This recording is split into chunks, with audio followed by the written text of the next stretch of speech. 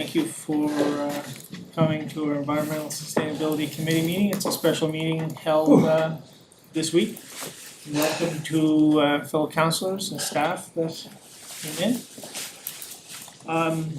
Today we only have one item on our agenda. I've asked Mike Cassidy, the operator from Cassidy Group, operator of TP Transit for the last 20 years, to come in and give us a presentation and just tell us where the contract is outdated. It's been an original contract, so the contract was based on a smaller fleet, smaller system that's running, so it needs to be upgraded. So Mr. Cassidy has been asked to come in and present to council, staff, where he sees where transit has come from and where we're leading going into the future. So I'm gonna ask everyone to hold all their questions until the end of the presentation. Let Mr. Cassidy complete his presentation, and then we'll go and open for discussions. So, all right.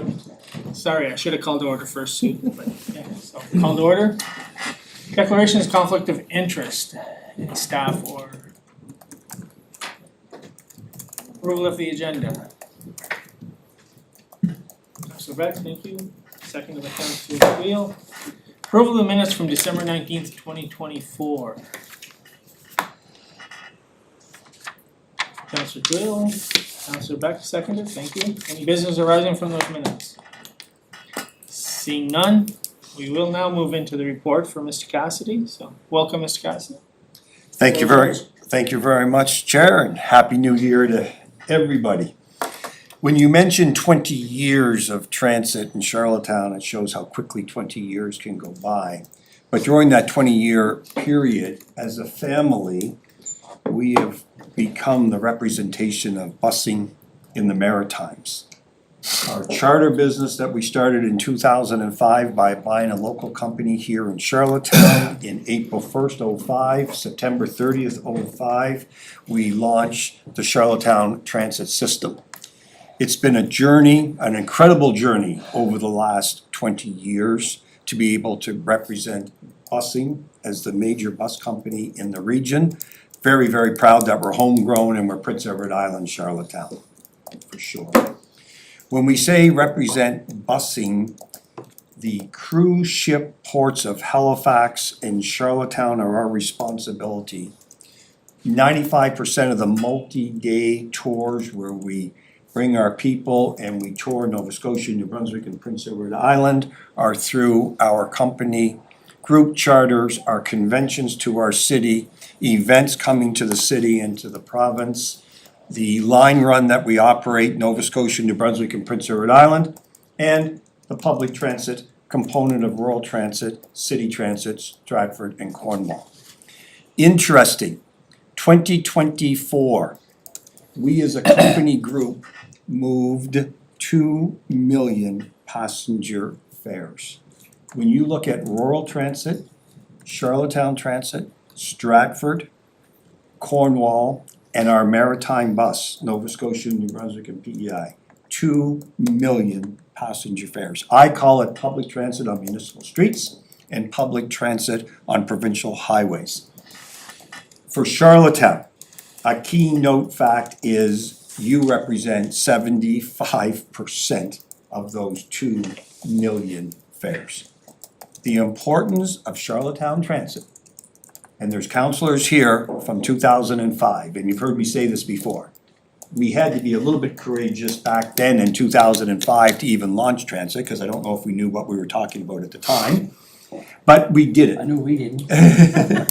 But here we are, 20 years later, the city, and I say that our city is close to 50,000 population. Our city has 1.5 million passenger fares, and you represent 75% of what we are doing collectively within the Maritimes. The busing industry of 20 years has taught us to become rather expert in our field. If it comes to operations, public relations, sourcing of buses, understanding route design, understanding buying behavior, understanding government relations. We have learnt it over the period of time, and I welcome something like this today that I can present. And if you have questions, to the best of my ability, with the information that I have learned, the experience that I've gathered, I will give you the best advice that I possibly can. But I think before we go into the T3 concept, that has been a tremendous success story, in my opinion, for 20 years. Everybody has to realize that this whole situation with the Cassidys and the city is very unique. And please, when I say the word unique, and I start to reflect on why is this so different, I had to use these words. We are a partner that over 20 years, we have built a service that we service. Now, please, over the past 20 years, we have built a service that we service. We are unique. That's very different than having a supplier or a contractor that has been servicing your city for 20 years. We don't just service your city, we service what we built for your city. For 20 years, I've sat between, hey, pretty easy here today. If I wanna use the illustration, I've sat between staff and I've sat between politicians. I've been in the middle. Because the uniqueness of our situation is Mike Cassidy and his group, we are in the middle. And by being in the middle, it's been challenging for myself. And I know it can be challenging for staff because there is a uniqueness here. I don't walk in here as a department head.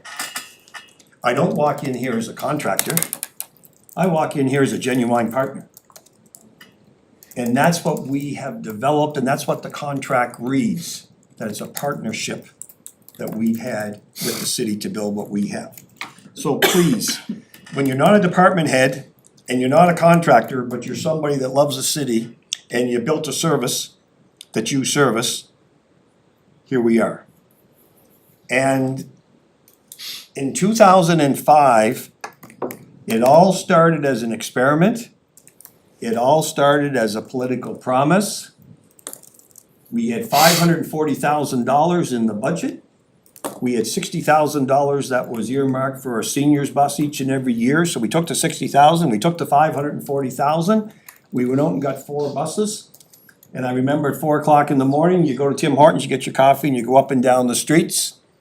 Cause I called somebody at the time and I said, I gotta set up a transit system, how do you do it? It's real easy, Mike. Stay on the main roads. Don't go any further than 22 minutes, turn around and come back. I said, is that what I gotta know? He says, that's all you need to know. And I said, well, thank you very much. Quite a Off I business went. plan. But that, and I remember calling Quebec. Stay on the main roads, you know what your flag stops are, the big spots. You don't go any more than 22 minutes and back. And that was my 2005 advice. Rather interesting when you see it.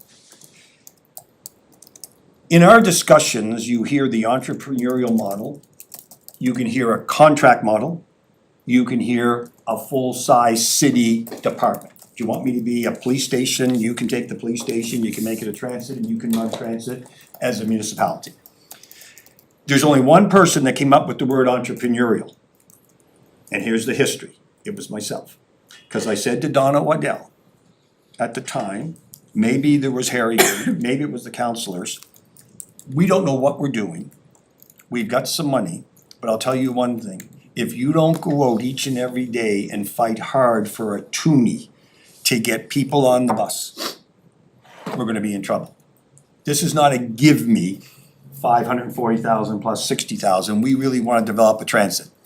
But if you just say to me, this is what we want you to do, and I don't have to think, and I don't have to be creative, that's one way of doing it.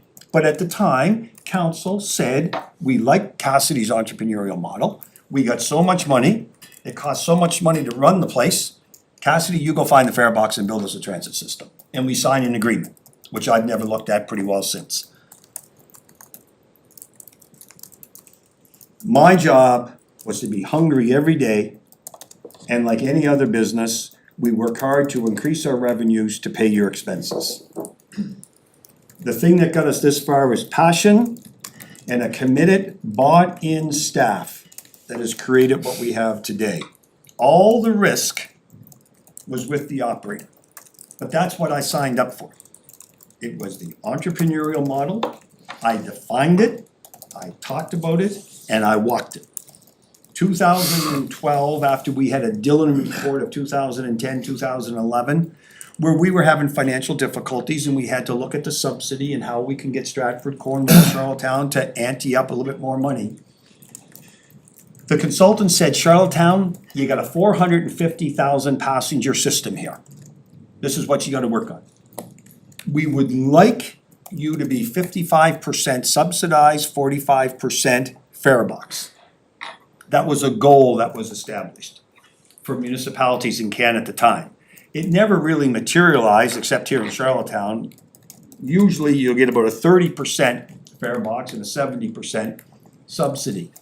But I remember saying to Donna Waddell, Donna, the consultant said $1.8 million to operate the transit system 2012. There's $1 million from Stratford, Cornwall and Charlottetown. I got a fare box of $600,000.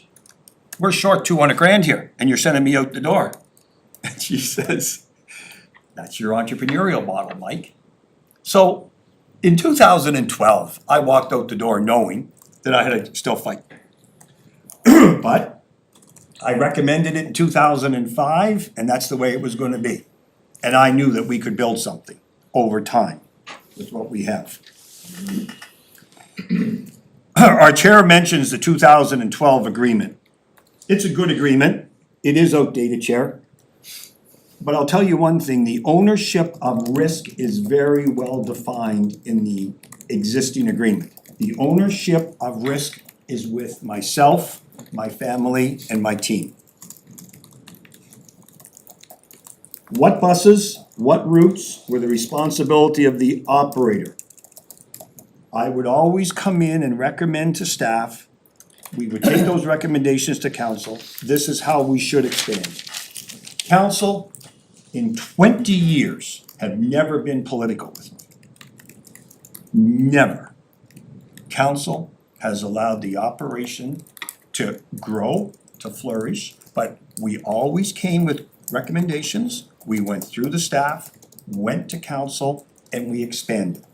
And we did the best job that we could with the amount of money that we had. And there were many years where we did not have A, a lot of operating money, B, we did not have a lot of money for capital.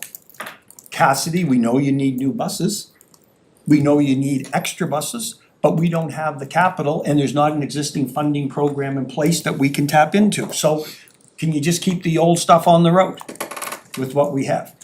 But what buses, what routes was left with the operator? And that's a very interesting, because I feel if you do the history of transit systems elsewhere, I believe when they were started by and run by the cities, I think there was political interference. Political interference that they start routes and they just get a big dinosaur network that becomes very costly.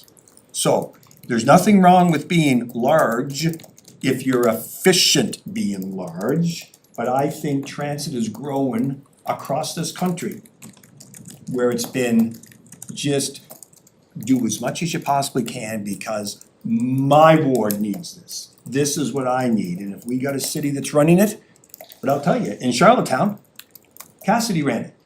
And I'll tell you, they kept the politicians away, I think. It really did. It's a smart move, and we don't have a dinosaur around our necks. 19,000 hours in 2005. By 2023, we're at 33,000 hours, 1.5 million passenger fares, and the cost of that expansion, we did a huge expansion. We went from close to 20,000 hours, we jumped to 33,000 hours, and the provincial government gave us a good $475,000 subsidy. We worked hard for that. We waited years for it. The first initial provincial subsidy was roughly 2009, 180,000. Council people here, we went back each year, we asked for money, we asked for money, we asked for money. More than the 180,000. Now, we didn't go back the following year of the 180,000, but 2 or 3 years after the original 180,000, we went back, and every time, no. Every time, no. They didn't give us the money until March of 2022, the 475,000, which enabled Charlottetown to do a huge expansion. You can imagine, you go from close to 20,000 service hours, and you jump to 33,000 service hours. It's huge. And you can thank Steve Myers for that. Yeah, He wanted that's to right. see the expansion. He walked it into the Premier's office, and I can remember, Councillor Bernard, I remember talking to the Premier's office one Thursday afternoon. And I know it wasn't decided then, and the next morning, Friday morning, city got a call. It was approved. That's how things operate, and I know your position on it, Councillor Bernard, and the talk that you were doing down at City Hall. There's only two things that are seriously wrong with the agreement, and we've got one fixed right now. Because we're talking about a facility, we're talking about electric buses, and we're talking about maybe should we have diesel. The biggest flaw in this agreement, 2012 signed, was in the narrative. It states that the city will work with the operator on the aging of the fleet. Is it a clause? No, it's not a clause, it's in the narrative. Is it strong? I think the spirit of it was strong. How do you expect me to build you a transit system if you don't supply me with buses that can be on your roads? That's the spirit, that's the intent. Some people don't understand a legal agreement, you're still allowed to read between the lines at times, right? So, our biggest problem was we knew we needed to change up the fleet and replace the fleet, but we got the original buses in '08 free. The Liberal government had a dedicated fund, we had free money. And we got the buses, except for the PST that we had to pay. They were free, it was 100% fund. Liberals lose, conservatives walk in. There is no more dedicated transit fund. They buried into, and please, somebody could correct me, the gas tax fund. But I just remember I was about the 13th priority in the fund, the general fund, let's call Is it. federal government you're talking about? Yes, because you had water, you had sewer, you had a lot of responsibilities and priorities before you got to me. We did nothing. 16, we found some Fed money, why? The Liberals are back in and they're smart. They make it a dedicated transit fund, you can't get the money unless you do something with transit. So we had some money, but I had to get some money from the province. We had to get some money, so we go out to Calgary and we buy used buses. And we come back for a 2 or 3 year stopgap to get us going. That goes to 2022, 2023, those buses are just limping on the roads. We run and we get more used buses to keep us going, but there was a fund. We had the same fund with our facility, we have the electric buses. And in 2019, to set the record straight for finance committee meetings and for sustainability committee meetings, in 2019, we believed in electric. We had an electric bus here, 2018, to a demo. We had it before Halifax had it. We were hungry electric. We went to Summerside. Went to Coming back, Summerside, we had we to turn took the it heat right, off. thank Make sure you. we made it. Back home. Right, but, you know, we were proud of electric, and honestly, I thought we were a 19 bus system. When you hear the word 19, we thought at the time, if we could ever grow to 19 buses, that was huge. That was 2019, we did 700,000 passenger fares. Now it's 2025, we did 1.5 million. Okay, things have changed. Not only has the price changed, Councillor Bernard's right, they were 1.1 million, which we thought was disgraceful at the time, when we were looking at a $600,000 or $700,000 diesel bus. But 1.1, seeing it, quiet, energy efficient perhaps, right? Climate, we thought this is what you have to do. Well, now we have a consultant that says possibly by 2034, you could have 30 some odd buses. I don't know if we really are gonna grow that quickly over a 10-year period. That's worthy of a discussion in my mind with what we have. But I like what I'm hearing now, council and staff and chair.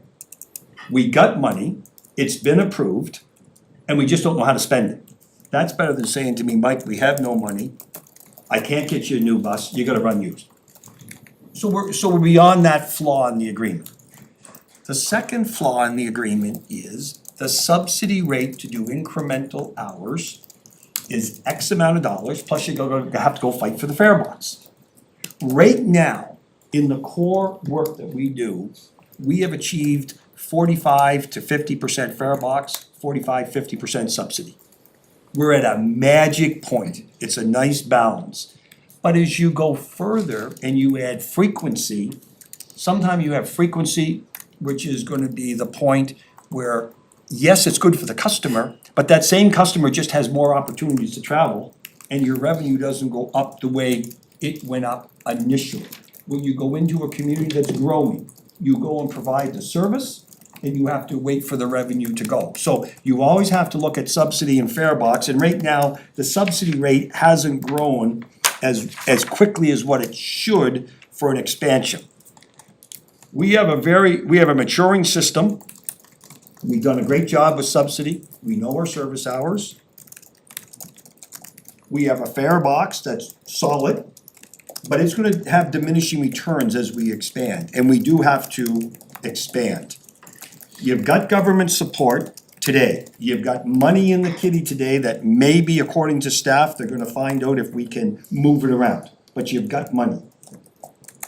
How much operating money do you have? Because council, for every bus that we ask you for, we could say, at a subsidy rate, not talking fare box, you could spend $300,000 in subsidy. So every bus we add, we gotta buy it, and it may come with a subsidy, and we have to determine, is it more than that, depending on the fare box.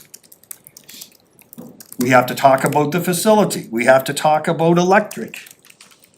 We have to discuss funding. If we do have a change of government federally, we have to ask the question, what is gonna happen to funding? Again, there are counselors that could say, there's no way they can change it. But you have to understand, they changed it once on us and maybe they can change it again, so we have to really consider funding. Stratford, Cornwall, Charlottetown have got an excellent relationship. Strategically, we need an operation. If their bus has to come in and do something in Charlottetown, we do it. If Charlottetown has to run across to Stratford to do it, to keep their buses on time, we run to Cornwall back.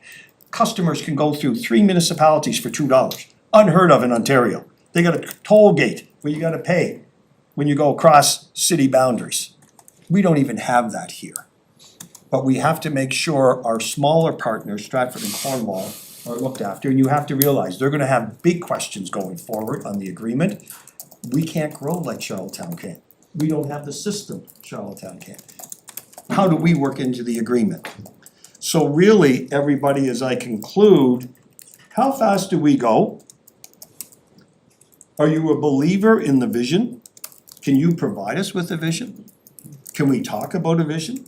Council, what is your policy?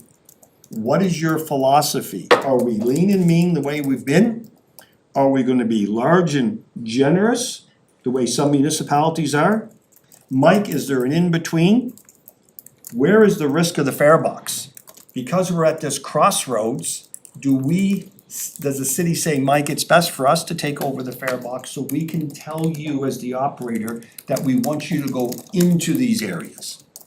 That we know are gonna take time to develop and the fare box will follow after we go into the area over time.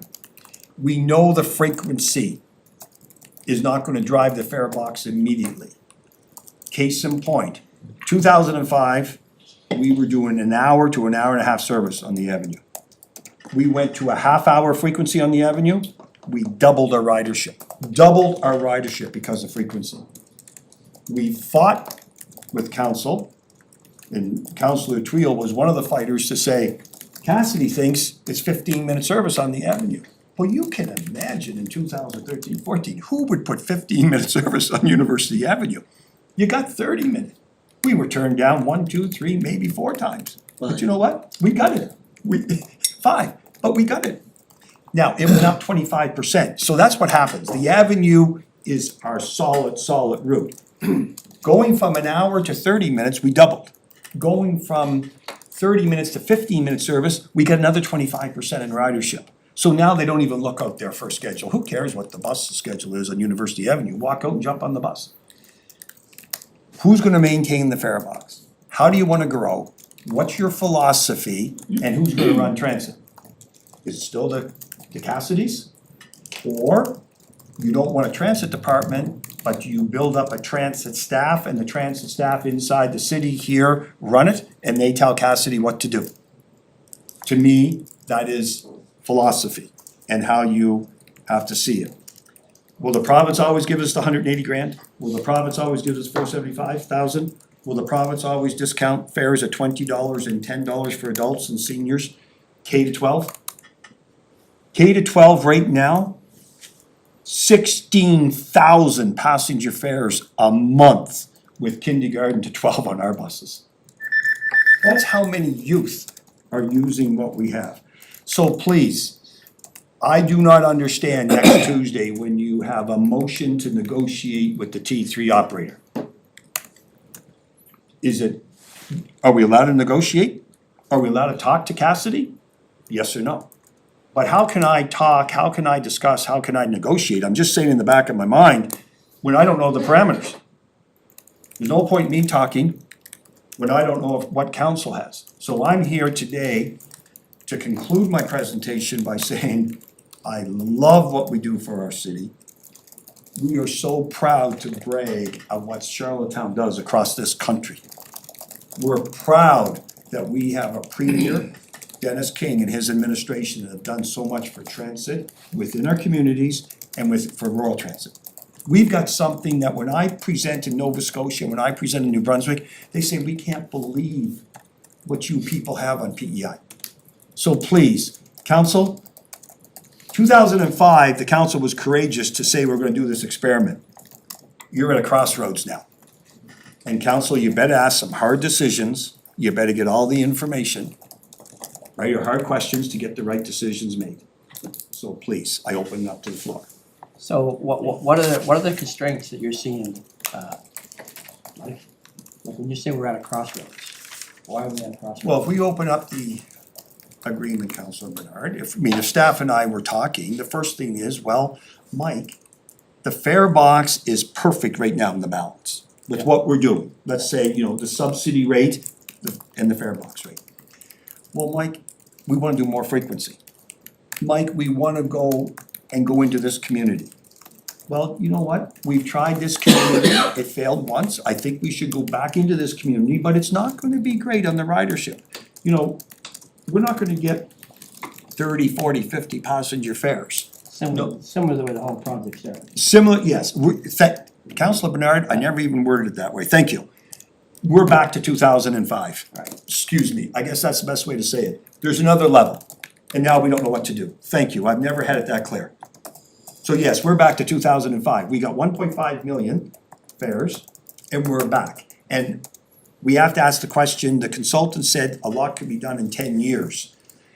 Well, they've got projections for 2029 that I'm gonna be doing in 2026 without doing anything. They said if you don't do anything, by 2029, this is where you're gonna be. Well, we're gonna be there in 2026, maybe 2025. So if we don't know the fare box, and plus I don't know, again, we have to look at staff.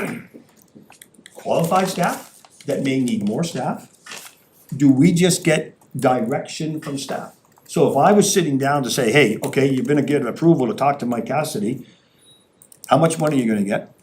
Is $300,000 a year reasonable from council?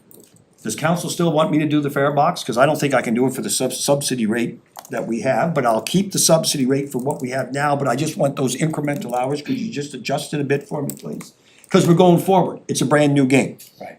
That's all. Right. So there's lots of things that, please, don't send staff back to Cassidy next Tuesday night saying, we told staff to negotiate with the Cassidy. Cause if they don't have any direction and I don't know what you want, I don't know why I would negotiate. And we sold our building, we have an extension to 2045 as a commitment for that sale. So I love being with you. And I've been here a long time, but don't ever forget, please, I'm a contractor that built a service that I service. And that's huge. Appreciation and trust comes from that type of partner. And I hope we're gonna have that relationship going forward, so. Councilor Bernard, thank you. We're 2005 with a gold mine underneath us and we wanna start again. Can I just ask our department head for a clarification of process, because it's my understanding that the resolution that's going forward is to just give city staff permission to start the conversation, establish some parameters around what any revised contract might look like, because Mike, you mentioned you have two things in the current agreement that you would like to address, so it's to sit down and look at those and others, and then eventually come back to council with a recommendation for any amendments that might be in the current agreement. I think that's the process, am I correct, Jessica? So through you, Mr. Chair, thanks Sue for asking. So my understanding is that both parties do not like the current contract. One of our last meetings, Matthew's words were that he's being punished with the existing contract because it's not up to date. The system that was based on is a completely different system than we have now. They don't align. Right. So I understood everybody wants a new contract and we need to begin those conversations and start negotiations.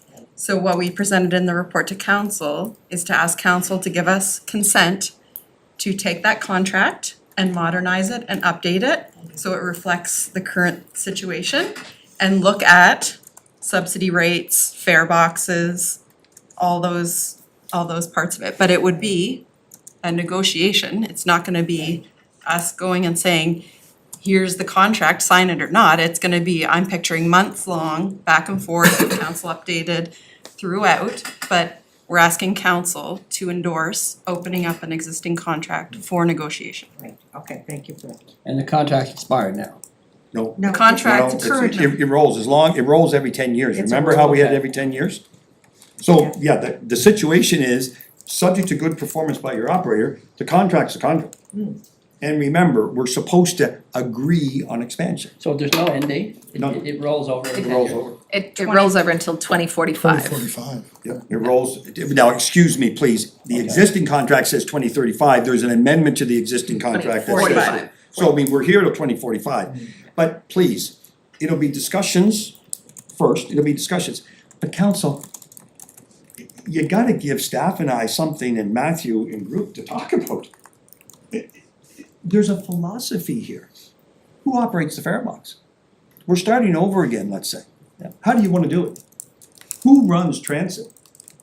Do you want an operator to run transit? I mean, is that how you still want it? Because No, core I- staff have to know. Personally, I would think that what we've had and what we've had and what we have has been working miraculously. I mean, there's consultants reports, there's accolades out there of how good the system is. So I would think that you would continue on with the contract. There's always gonna be little things that may have to change. I don't know a lot about the fare box, I don't know the meaning of the fare box towards your business and towards the city. But I certainly would, especially with Sue here, Sue's got a lot of history of the transit now too. Sounds to me like, Mike, it needs to be, what's the city looking for? And what's Mike looking for? And you put those two down and work it out. Well, So I don't know, Yeah. like right now, the current contract, it comes down to what is the issue with the current contract, first of all? What's the issues that we're having? To move ahead, what do we need to move ahead? Okay. Because we know ridership has gone through the roof, so what do we need to do with the city and what do you need to do? But it's a If- partnership, yeah. it's not we tell you Yeah. or you tell us, it's a No, partnership. that's right, no, and thank you for saying that. If, again, and we have to watch your time, because we gotta talk about this facility and electric here too. The idea of timely replacement for the equipment is done because we now have a pot of money. If staff said, gee, Mike, we gotta go to this area of town. Well, gee whiz, if you look at the existing 2012, as Jessica said, which was a smaller system than what we have now, our cost of operation are greater. Gee, you want me to go there and all you pay me according to clause number so-and-so is $55.91, let's say. Gee, there's nobody on the bus. I'm gonna be up there and I mean, I'm here for an entrepreneurial model and I don't see the fare box. But as we start over again, using Councilor Bernard's words, Mike, that's the problem. Like when you started from ground zero, so you worked hard and it took a long time to get the fare box. Well, it's gonna do the same thing again. Do we have yet the right rate? Cause and if you just go into that area, we only pay you this for those hours, cause we understand the fare box. Or you take over the fare box. You take all the money, we drop it off at the end of the day here to a vault at night. You take all the money and your staff worry about it. I just assume you keep the fare box, that's the way it's been working all along. Why would you change that? Yeah, but except Counselor Bernard, when you or the city want to do an experiment in an area, you want extra frequency, the entrepreneurial model could say, well, guys, there's not a lot in it for me. And I'm gonna go behind, the more hours you ask me to do, it's the law of diminishing returns. So all we have to decide on the fare box is who takes the risk, and Cassidy, it either all goes to us and we tell you exactly what you do, and all you do is drive the bus.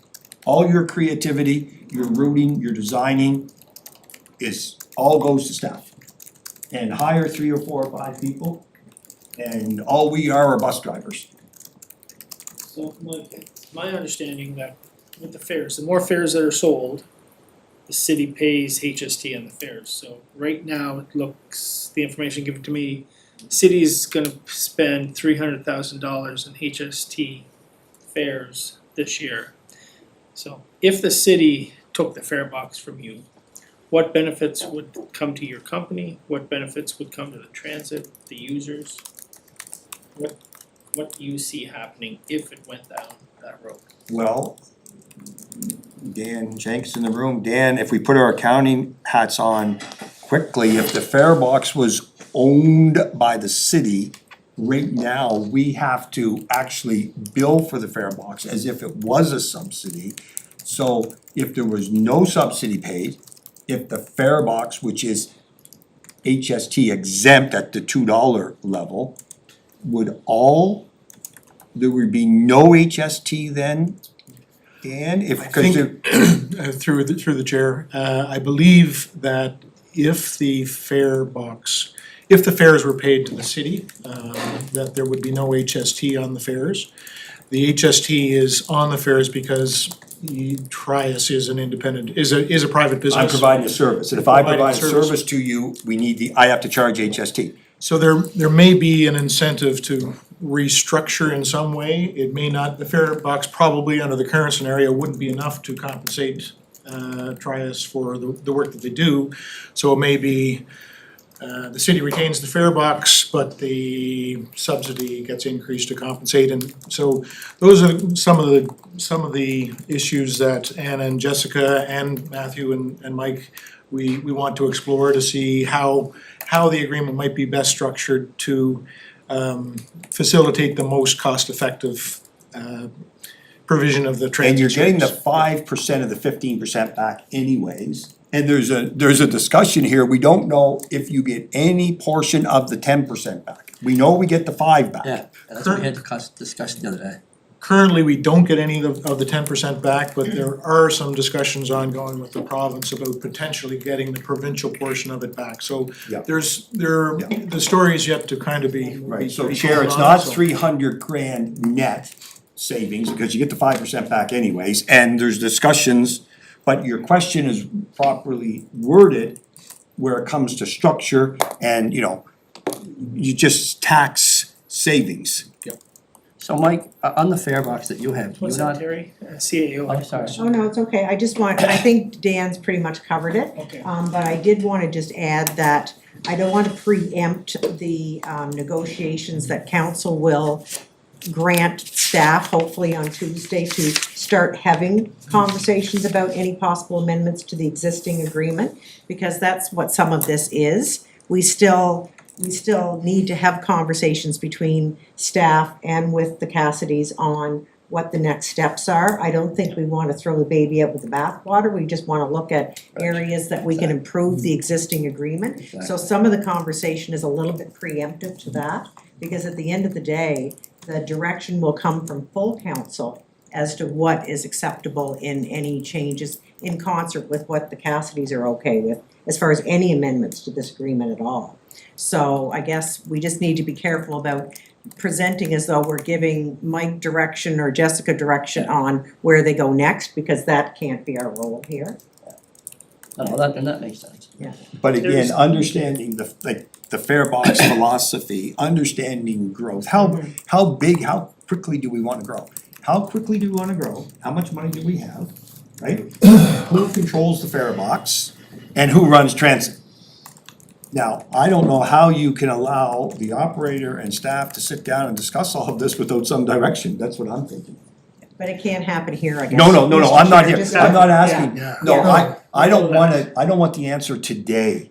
No. I'm trying to suggest to you, we need something. And then we have our facility, and we do have our 4 electric buses. And when I look at your meetings of finance and a couple days ago, and I look at your December 19th sustainability transit meeting, we're very unclear. To the point, there's a lot of moving pieces here. And if we have this government money that we can perhaps move from one pot to another, are we best to perhaps think about just doing a pause until we have all our ducks in a row? So that's what I'm trying to get in my head where we're coming from. So my first question is, so the GST we get back, correct? Yes. The GST. You don't get the HST as the, No, of course, it's in and out for us. It's just as a business, we collect it in and out. So it's just all a wash for government. We ourselves, it does not lay in our bank account. okay, so, and on the direction moving forward, where you're saying like there's no direction. I'm left with the impression right now from today's conversation that we have a contract that's rolling all the time, so there's the contract. Now, as time evolves, things have to change within the contract. That can be worked out between you and staff of what you think needs to change and what they're saying they would like to see change. That still has to come back to council. Exactly. So are you more talking about the electrification and moving on it and possibly pausing it? Is that what your need direction? Yes, I on? would say that, as we try to find out what direction we wanna go in as far as growth, the contract and electrification, I would just, there's no point in getting the electrification in the facility. Do we need buses before we need Right. electrification and a facility?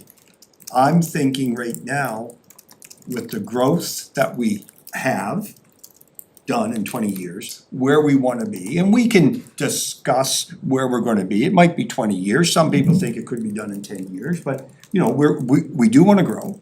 We do wanna grow efficiently. Yes, I will argue that the only performance on growth has to be passenger fares per service hour. And there's no point in running around after you go into an area, and if you're getting 5 passenger fares per service hour, maybe that's not enough. Maybe we adjust it, maybe we go back and think of something else, but the existing contract, if you have buses for your operator that are new or newer buses that we can keep on the road, that's fantastic. We can recommend, staff can talk to us about where we should be going on routes. In the interim, there's only one question, is that maybe the subsidy rate is $7, $8, or $9 just too low going into a new route for 2025. Could we just adjust that expansion by that amount of money? And that would be. That would be step one. And I think that would be between staff and you. You To come to recommend you, that, yeah. staff comes back to council for us with Yes. this. What I'm trying to get clear on is, the movement forward for electrification. I know we've already changed, we dropped a couple of electric buses to buy some more diesel buses to replace the ones Yes. that you're saying are need to be replaced to try and keep up with demand. And now there's some talk of possibility of pausing the construction of the electrification because the buses have gone through the roof and Yes. we used to have an agreement, I think it was, when this federal provincial funding was first put in place, I think we were around 28 or 30% funding from the city. Now we're up to 49% and we haven't dug a hole yet.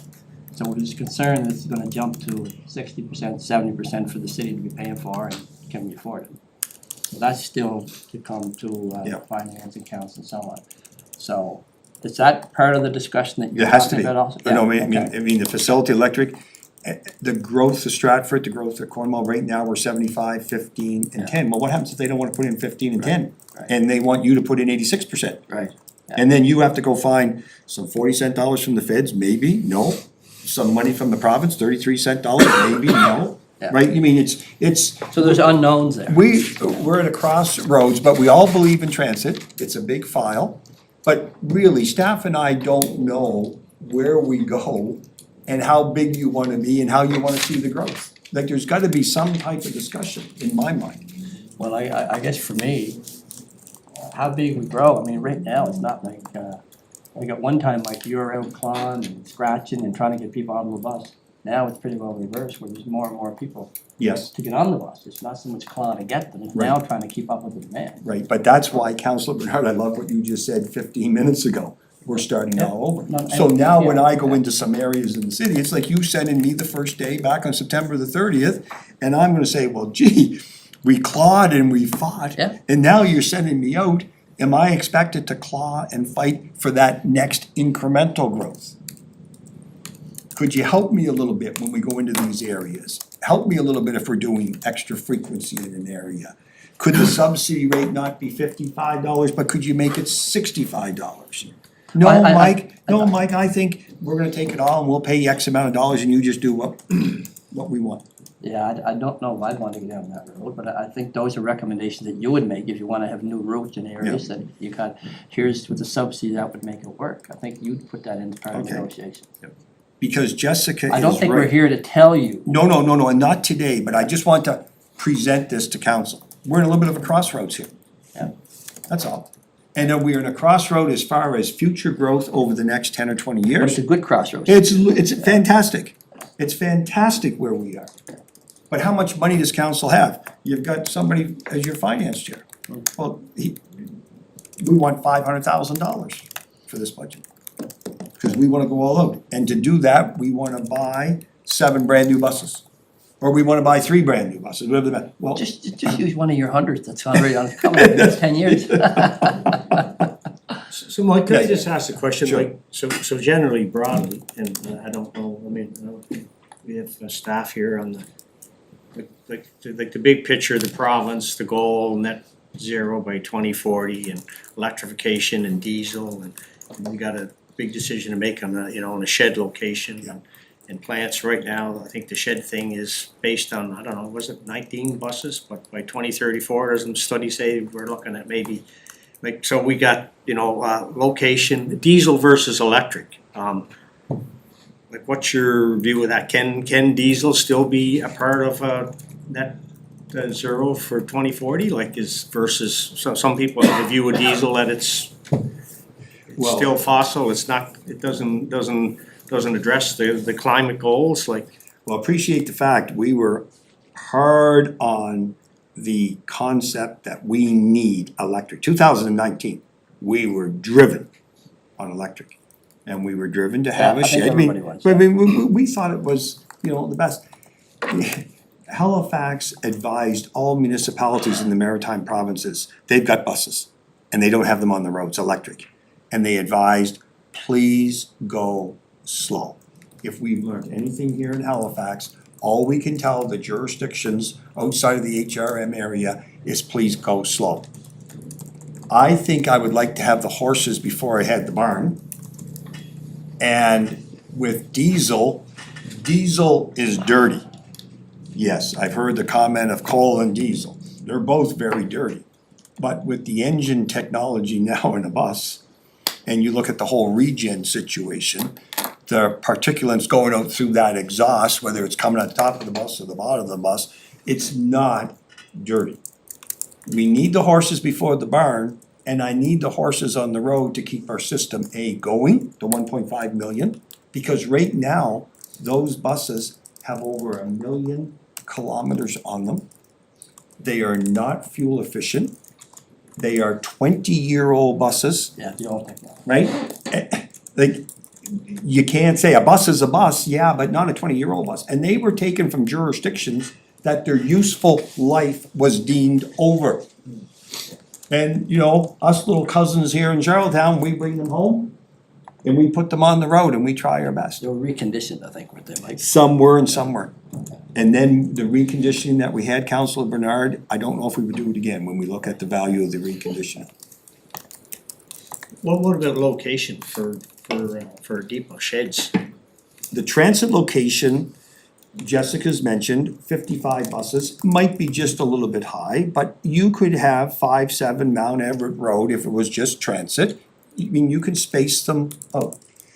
The biggest problem we have is that some of that space, when you start getting into 55 buses, I would need a 5-bay location. So my building has to expand. Well, as soon as you expand your building, you don't have parking. Where do the staff park? People coming to your facility, where do they park? So you can jam in the buses, don't get me wrong. But rural transit, you have an administration that is very strong in rural transit. If I had a vision, I see us somewhere on 5 to 8 acres. I see island transit, rural transit.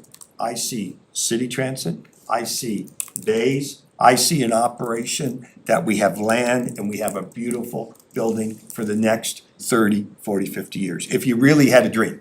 I think now 5-7 Mount Everett Road, believe it or not, in 3 years, we outgrew.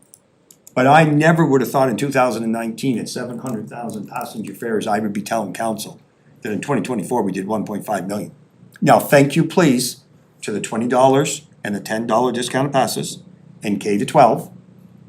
And the effort that we've all put in for transit in the last 20 years, that's what we have today. But I do think, I know we had talked to staff about, the staff was going to work with the provincial staff to try and work together on this island transit, how they connect with the routes within the city, Yeah. So hopefully, that they'll become partners too, and it does become a whole island-wide transit system where they're coming from wherever they need to come from. Now So that that may I, make a lot of sense, is what you're no, saying. Councilor Bernard, now that I have seen, now, we have to be careful. I do see an island, some type of entity, but we never lose who we are in Charlottetown, because please, I started off my presentation, Stratford, Cornwall, Charlottetown, the maritime bus, it's 2 million, but Charlottetown's got 75% of the action. Charlottetown's the player here. So to live and have a beautiful facility and share resources is great, but you can never lose who we are in Charlottetown. We are the public transit system of the group. Yeah. But you need space.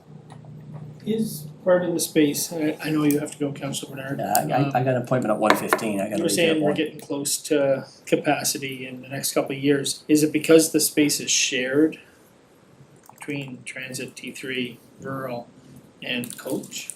Right now, if we grow the way we are, you cannot have the coach, like the Coach Atlantic, our parent company for the buses that we need on Prince Edward Island to service the responsibilities we have at Prince Edward Island. No, we would have to leave. Now, part of the synergies of how we operate is that we're all together. And we've always tried in our plan to keep together, and at 19 buses, we thought that was certainly achievable. But if you have a growth plan, and the consultants say it's 10 years. Even if I disagree with that timeline of 10 years and think it's 15 or 20, it makes no difference. Yeah. You know, we're gonna outgrow it, and I guess the first people to leave would be the Coach Atlantic motor coach side. And then we would be into a situation that we'd have some extra costs because the synergies of working together would be gone.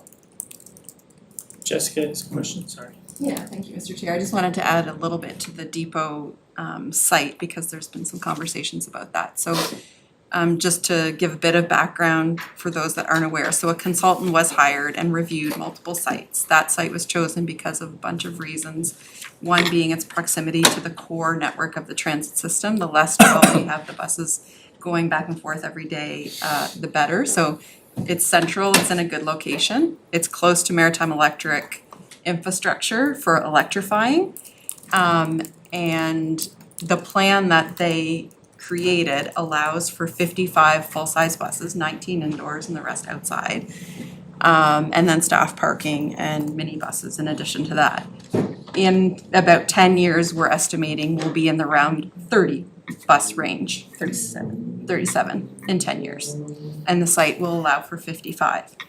There is, like Mike said, there's, one scenario, you build one really big depot, There's also, my hope is that transit, rural, urban, everywhere gets so big that we need multiple transit facilities, maybe one in Stratford, maybe one in Cornwall, maybe one in the north of the city. Like, I hope transit gets to the point, we don't just have one hub for transit and that they're spread throughout. So I don't think we have to think this site has to be the site for the next 50 years. I hope it becomes much bigger than that even. So I just wanted to add that little bit of context too.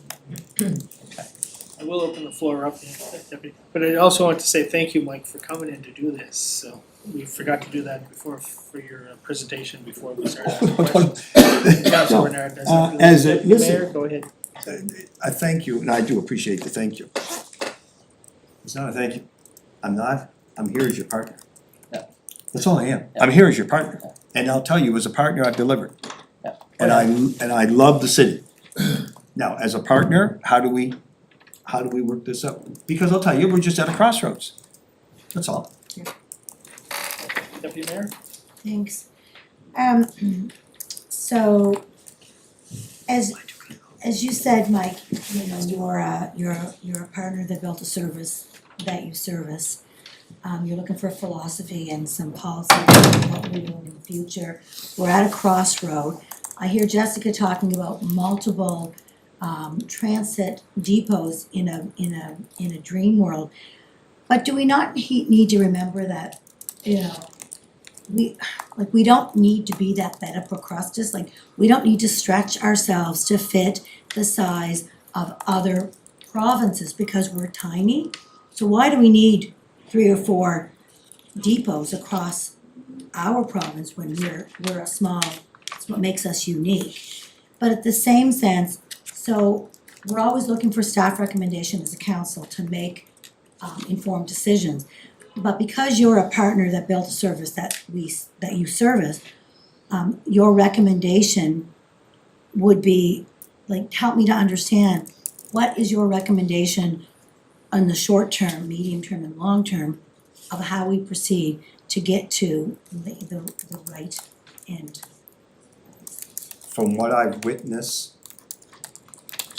Counselor, over the last 2 or 3 months, I think that we should pause on the facility. I think we should pause on electric for right now. We have so much money in the pot, I would like to revisit that money. How much real money do we have? And should we be buying buses? And please appreciate the fact, if we make the decision that we wanna buy new buses, we might be 2027 to get a brand new bus. That's the lead delivery time today if you order a bus. For diesel. For diesel. That's where we are. But I think it would be healthy to have more of these discussions so we can identify the philosophy. Don't, make it a good discussion, and then you can start. The negotiations won't be real difficult once we know where we want to go. But you're right, I can see Jessica with her dream of putting those, depots where they are. It's not my dream, I'm just saying it No, could no, but- no, happen no, like but okay. 40 years down the road.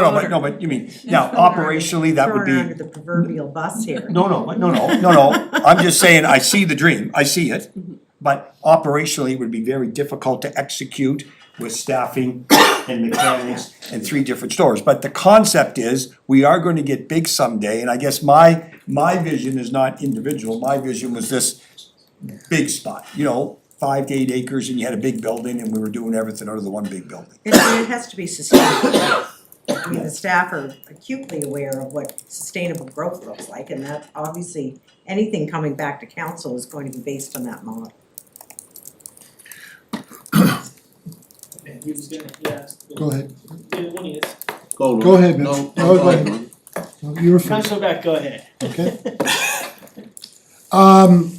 So Mike, what I'm hearing here today is, how do we want to proceed going down the road?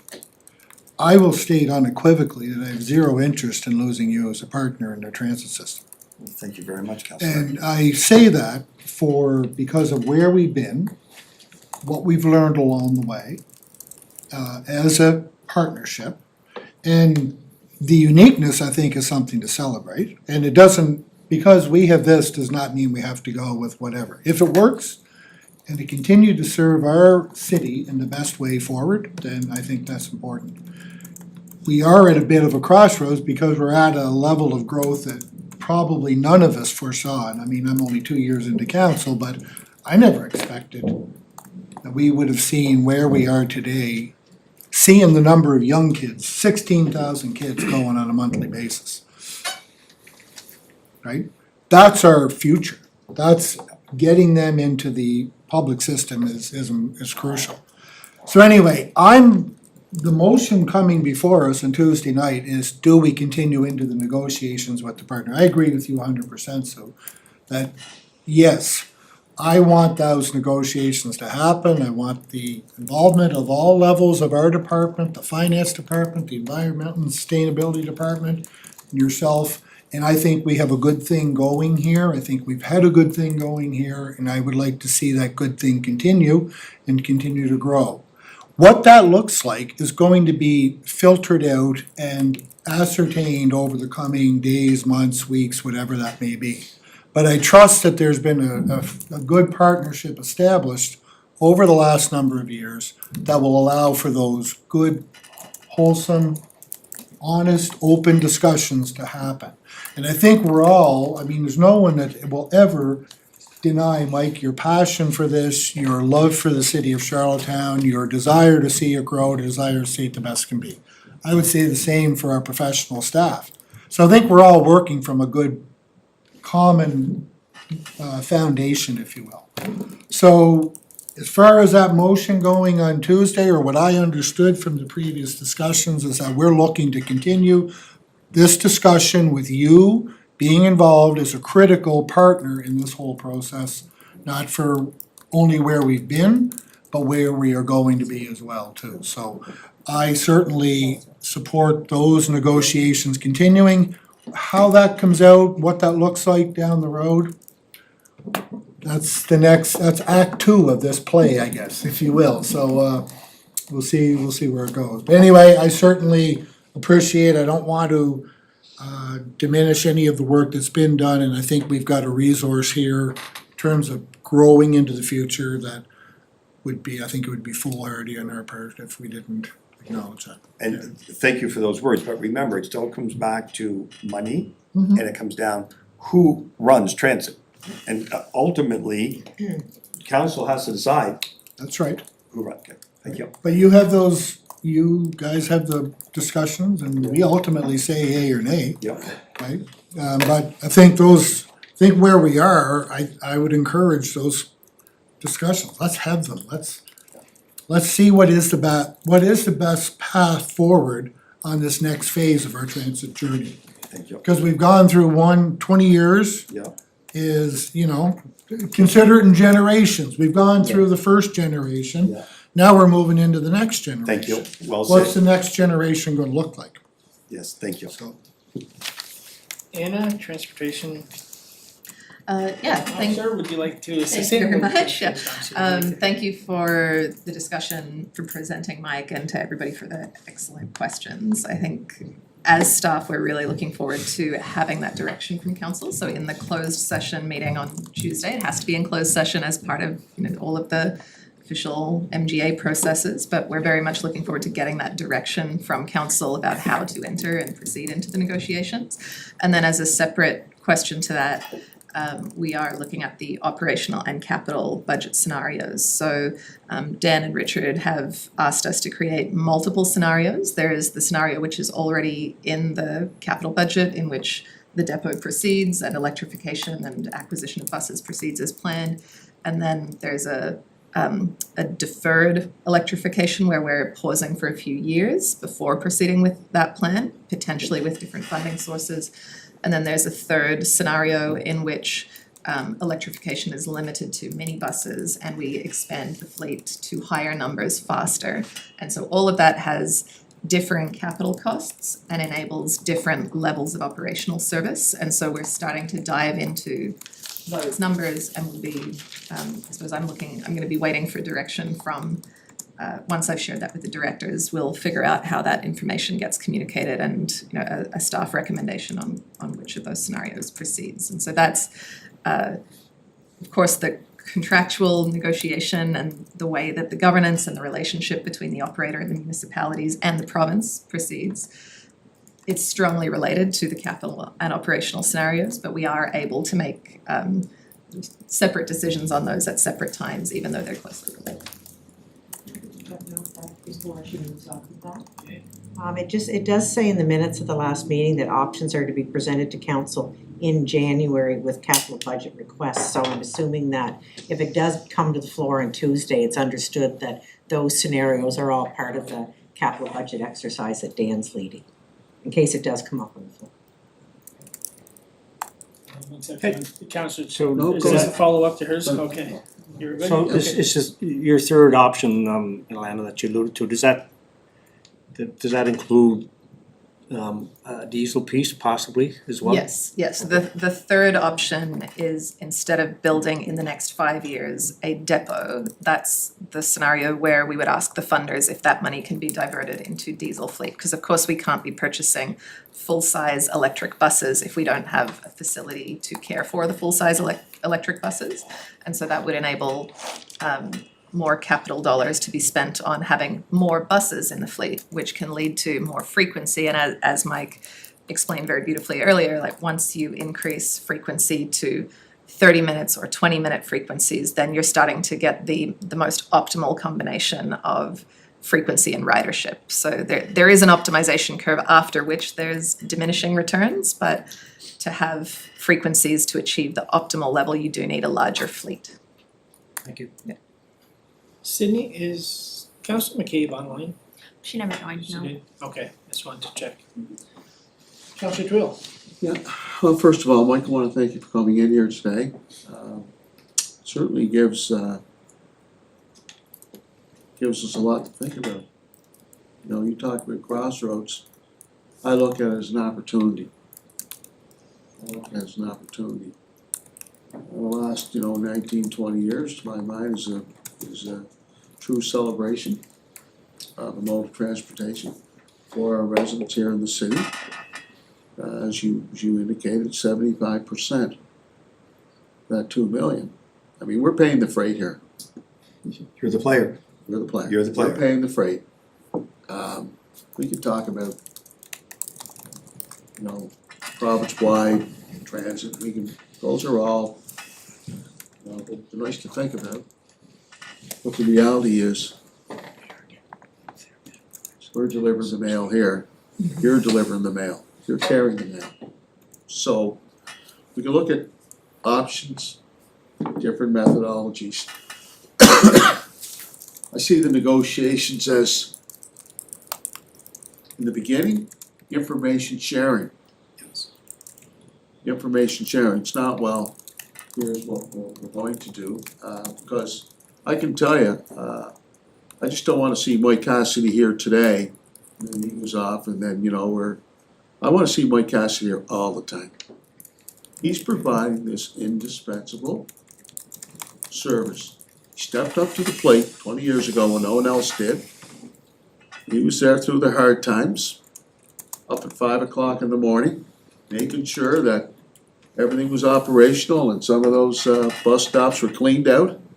He was there. So, the model that we have today, the entrepreneurial model, that could be the model for other jurisdictions. We don't always have to follow someone else's model. What we have here is truly unique, it's working. I wanna make it better.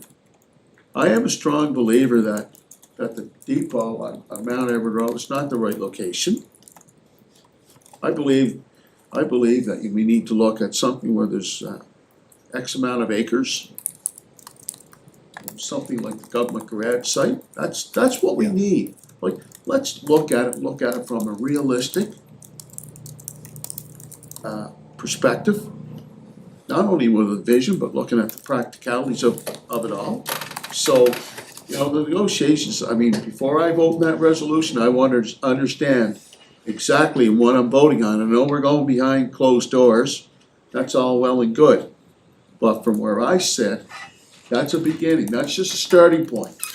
Nothing more, nothing less. Okay, want everybody to know where I stand, and I wanna see Mike Cassidy at our meetings. Because the more he's here, the more we will learn. Folks, I got a lot to learn, I've been here a long time, but I'm scratching the outer surfaces. So Mike, I wanna thank you, and I mean that sincerely. I wanna thank you, the work that's been done in University Avenue, as I said there when you came in and made your presentation, you and your son made your presentation. Go to the 15-minute intervals, that was the TSN turning point. That definitely was. And that was a hard-fought game to get Yes, there. it was, 5 times. But I think staff and I would say frequency today would be an easier sell. Councilor Twill, we fought for Sundays. Yeah. We fought for Sundays because we never thought we needed Sundays. That was another huge fight. But now, from 10 o'clock in the morning till 6 o'clock in the evening, we do 1,200,000 passenger fares with 2 buses. Yeah. Like, and if you go back, and we were all good people back then.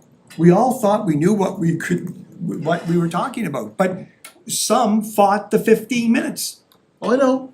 We didn't have to be Spring I Garden remember- Road in Halifax, and we were, going into Donna Waddell's office. right, I said, Donna, 15 minutes or nothing. yes. 15 minutes or nothing, you know what, then they caved.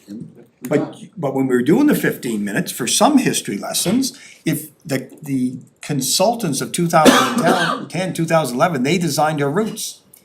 And just as a vision here, you had downtown hub, Confederation Center, you had the mall. They wanted to do what I call the rosebud approach to designing transit.